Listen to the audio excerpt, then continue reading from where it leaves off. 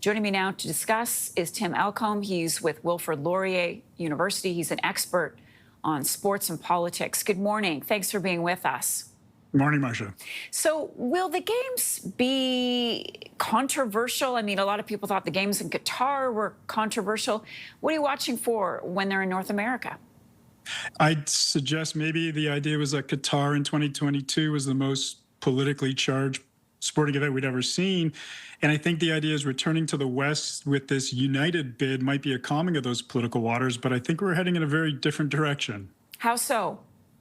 Well, certainly with the United States sort of America First agenda with this administration, I think there's lots of questions about border crossing, border security. There's questions about how American-centric this event is going to be. Is this going to feel in the end like a Canadian event at all, considering how many games are being played and when they're being played and the overall political climate? So I think there are just so many questions politically that are being raised that we knew we're going to be there to a degree, but not to this degree. Not to this degree.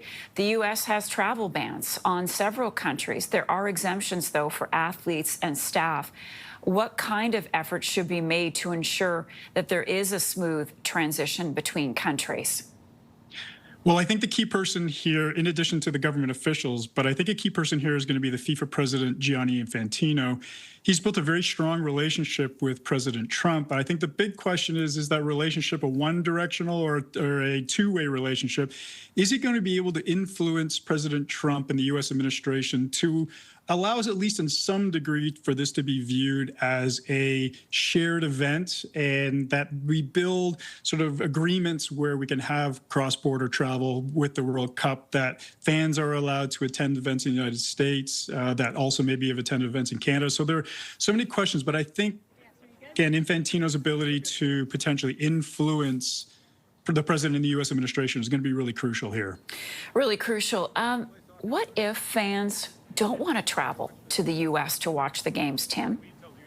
I think this is a major question. I think this is one of the things maybe especially Canada and Mexico didn't anticipate being as big a problem, is how many people are going to want to travel to the United States. And if they're just deciding, well, we're just going to attend events in Canada and Mexico, well, those are events that are happening early in the tournament. And obviously all the late games, the semifinals, the quarterfinals, semifinals, and finals, everything is in the United States.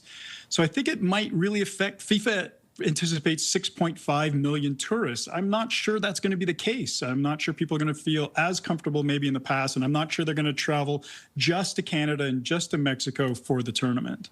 It's going to be fascinating. Tim, glad you could join us. Tim Elcombe is with the Balsillie School of International Affairs.